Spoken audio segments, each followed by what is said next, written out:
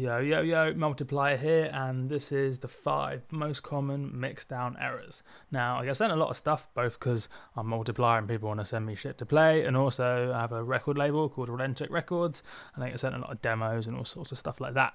And while I also get sent a lot of good stuff, I get sent a lot of tracks that maybe have a nice musical idea, or they're really nice tracks, but the mixdown just isn't quite right. And fundamentally, we're making dance music for DJs to play. The mixdown, the corresponding master, just has to be of the right level. It has to be doing a few certain things, otherwise it's just not going to work.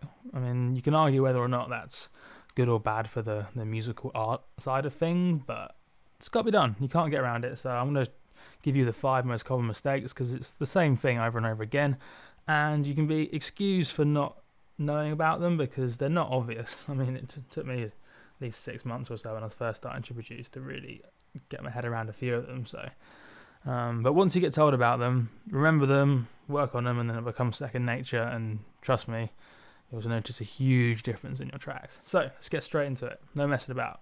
Right, number 1 is the kicks aren't always hitting either 0 dB, or more accurately with the masters, you set the ceiling like 0.3 dB below, so we'll call it 0, but it's a little bit low. So just got a track here just to illustrate it. You see all these kicks, they're basically hitting, I mean, it's technically not 0, but it's basically hitting 0.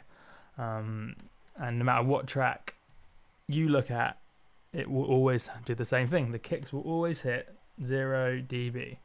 And it always surprises me, because this seems like kind of an obvious thing that, I mean, you should be analyzing tracks to like get your tracks to the same level, and you should be looking at waveforms, and it just surprises me that people don't see that the kicks are always hitting 0, and therefore your kicks should always be hitting 0. Yeah, so make sure you do that. You can argue whether or not this is a thing that should be done in mastering or mixing. It depends on your workflow, to be honest. Things like, you may have, like here you'll see you got a kick and then a bass. Whether or not in your mixdown stage your bass is higher than your kicks, and then at the mastering stage you kind of flatten it all together so that the kicks hit 0 at the mastering, or whether you do what I do, which is at the mixing stage your kicks are always the highest peaking thing, and then you bring that level up, and then you kind of do the compression and limiting the other way around. Either way, just the important concept to get in your head that a lot of people still don't when they first start producing is the kicks in the final track, the final master track, need to be hitting 0. And it's up to you how in your mixdown process you get that, but do it. Okay, super important. That's why I started it at number 1. Sweet, now you've understood that. Number 2. Next thing is basically not high passing everything that isn't a kick or a bass. The sentence may have been a bit confusing, but you've got your frequencies from low to high, bass being low, everything else being high, or middle to high, you know that. You need to be, in the mixing stage, just getting rid of all the low frequencies and everything that isn't a bass or a kick, because you want to leave room for the kick and the bass. If you have some low frequency rumble happening in all your tracks, then when that all gets added together, it's going to create this low rumbly noise that you won't necessarily be able to hear, but it will just make the kicks sound all horrible, and the bass won't really work, and then you lose your headroom, and it's just a disaster. Don't do it. It should also make intuitive sense that you want to leave room for the kick and the bass, because the kick and the bass are the only things that contribute musically to the low end. So leave room for them, and you do that just by doing a simple high pass. Like, let's say this was our non-bass or kick track. Take an EQ8 or whatever, high pass, done, simple. That's all you need to do. I even have a preset called Mega Low Cut. I just drag that onto everything, and it just gets rid of all the low end on everything, because most things don't need low end. So just get in the habit. It's what basically every producer does.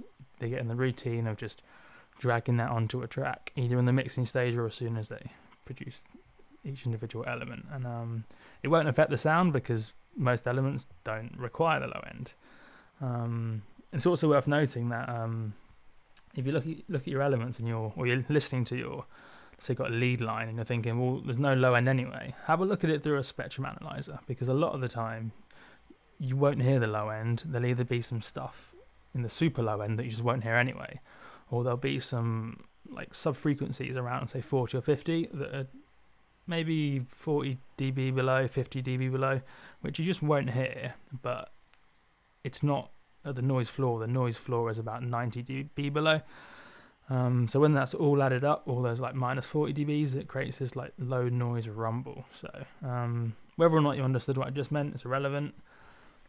Just high pass everything. Super important concept again is like producing 101. And I advise you just get a preset like this and just get in the habit of just dragging it onto everything. Cool. So that's number 2 sorted. Nice and easy again.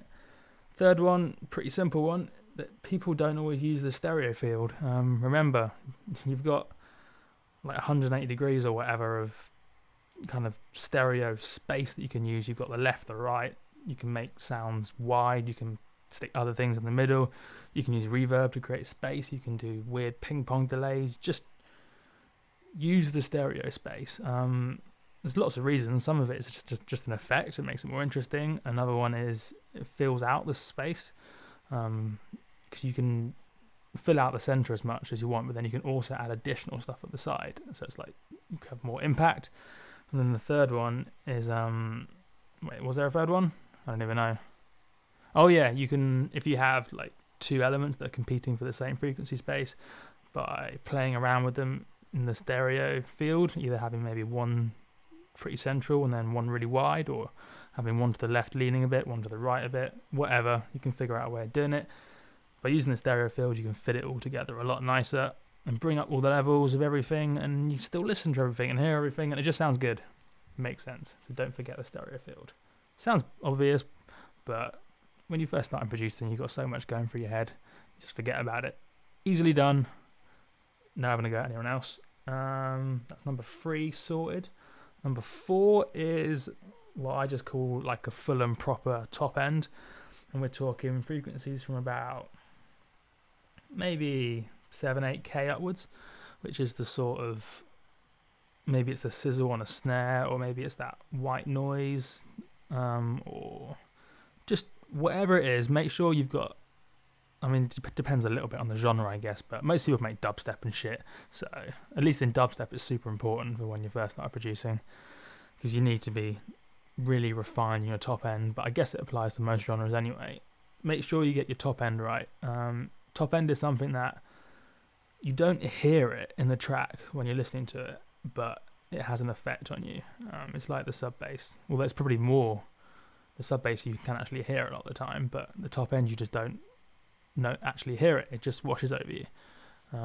It's a sort of thing. I could play you a track and you go, wow, that sounds cool, and then I could take away the top end, and then if I didn't tell you I took away the top end but I took it away, you'd be like, what happened? It's not quite as good. So I've done a few videos on kind of, I think it was advanced dubstep bass tutorial. I talked about top end, and basically just listen out for everything above 7-8K upwards, up to maybe 15-17K. Above 15-17K you can't hear anyway, so we'll call 7-8K to say 15-17K. Start analysing tracks, see what they're doing with their top end in your respective genre, and then look at shit through a spectrum analyzer. If you have Isotope Ozone, look at it through snapshots. Done a tutorial on that. But yeah, it's an important thing to consider, that if you're new to producing, just weren't across your mind. So get it sorted. Right, that's 4 done. 9 minutes in, it's not too bad. The final one is not really necessarily a mixdown tip, but it's something that so many people get wrong, and I don't know if it's their fault or not, but they're probably just, it tends to be kids who haven't DJ'd that much, aren't necessarily aware of the way that DJing works.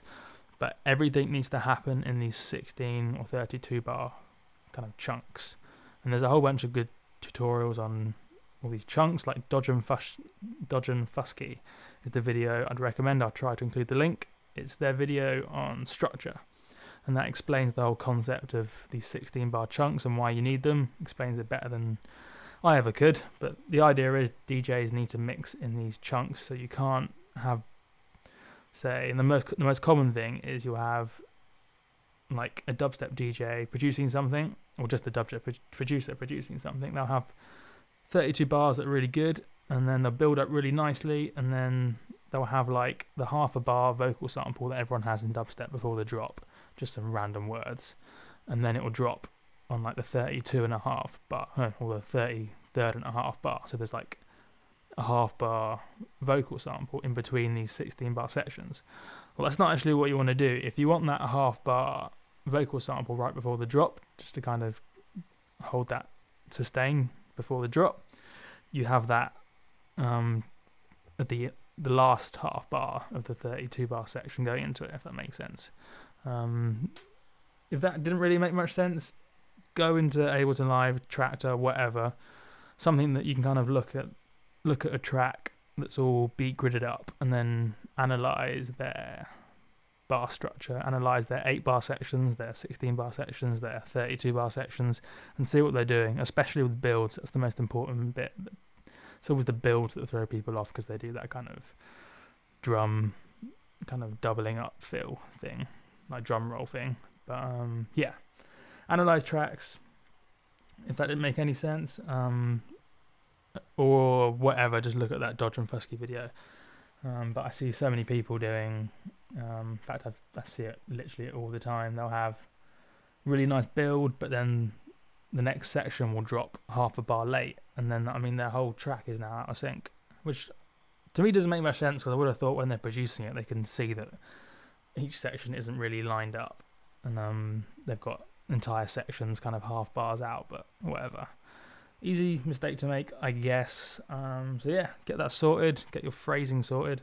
Just thought I'd throw that in at the end, even though it's not technically a Mixdown tip, but it's something that a lot of people have been not quite doing. So yep, I've been Multiplier. Hit me up, comments, hate messages, whatever. If not, follow me, links and shit below. And yeah, if you're listening to this before the 19th of January, I'm playing in Paris at a cool dubstep night. Should be fun, and I got a whole bunch of stuff out on Beatport, so just go on Beatport and search Multiplier, buy some of my shit. Also, my record label, Relentik Records, first release has dropped now. Topa's released Foley Huck. It's really fucking good. You should definitely listen to that. In fact, you should buy it. Buy it, Beatport, wherever else you like it, iTunes, Amazon, it's everywhere, because it's good EP, solid dubstep, mumba tom, mumba core. It's fucking good. Buy that shit. I guess I should tell you to subscribe to my YouTube channel as well, but whatever. I kind of put out all these videos on my Facebook page and shit anyway, and so, yep. Bye.